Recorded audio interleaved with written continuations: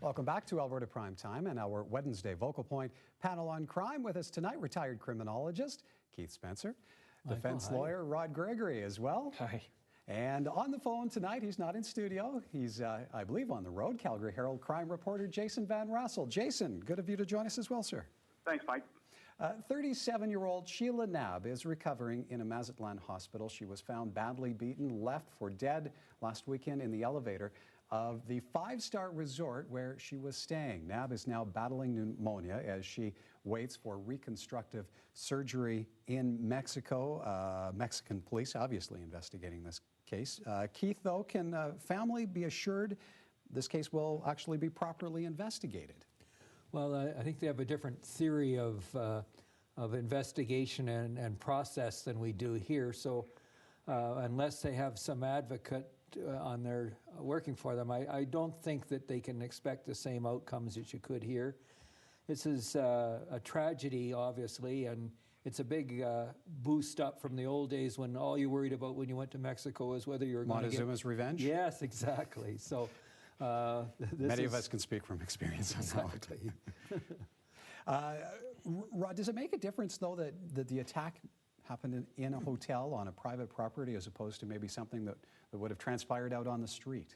I don't think so. In terms of being resolved, the case being solved, a conviction. I don't think so. I agree with Keith that their investigative methods are a lot different than they are in Canada, and so if they were to have an advocate, they'd be paying a lot of money for that advocate, and it would be really unclear as to what the advocate would even be able to do other than to oversee or try to liaise with the police. So when you say advocate, do you mean a lawyer?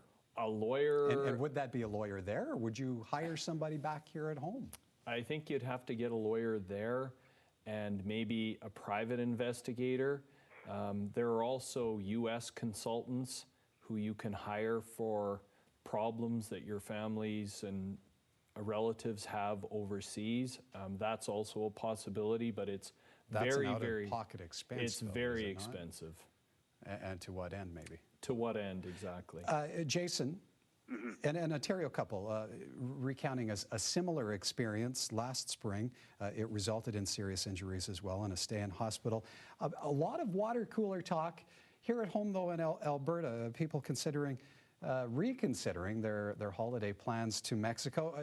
What do you think? Are they legitimate concerns or maybe misplaced fear-mongering?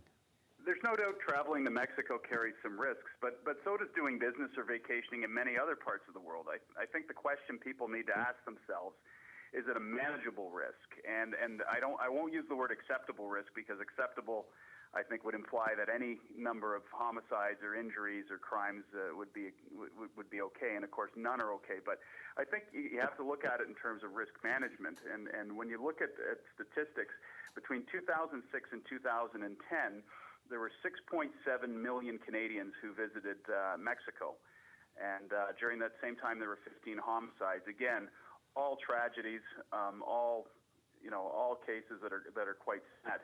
Now, it's hard to calculate a definitive homicide rate from that kind of sample, because there are all kinds of variables like how long people are staying. But I think you get the idea when all but 15 out of 6.7 million people are coming home safely. The lack of rule of law and the lack of due process means that for the people who do run into trouble, the outcomes aren't great, as Keith had said. But I think people need to educate themselves about the way things are done in Mexico and about those different risks. And if they do that, that's certainly something that can be a mitigator. And the unfortunate thing and the sad paradox is that instead of being more careful in places like Mexico, people tend to actually lose their inhibitions and engage in kind of risk-taking behavior that they normally wouldn't at home here in Canada, where it probably is more safe. That's not to blame the victims at all, but it can be a dangerous mix when you take excessive alcohol consumption or swimming in uncharted waters or going places alone that you don't know. And those are the kinds of risks that people should have in mind. Unfortunately, as I said, the paradox is that a lot of times they're less mindful of these things when they're in places like Mexico. Rod, I hate to put you on the spot, but I know you're an adventurous traveler. Yeah. We're motorcyclists, and you've told me of your big trip down the Baja Peninsula on a dirt bike in the middle of nowhere. Not concerned, though, Do concerns like what we hear in Mazatlan with this young lady, does that echo for you? I did 1,300 miles in 8 days, and I'm not sure I would do it again. I know people who have gone back, and they've said that things have changed. There were times when I would come up to a checkpoint in the middle of the desert, and there's just a whole bunch of submachine guns and guards. I was glad they were there, but it led one to wonder, why did they have to be there? And so certainly anything could have happened to us the whole time. We were lucky, but I'm not sure I would go back. Interesting. Okay, much more to come with our Wednesday crime panel, including what it will take to unravel the mysterious disappearance of an Alberta couple. We're back after the break.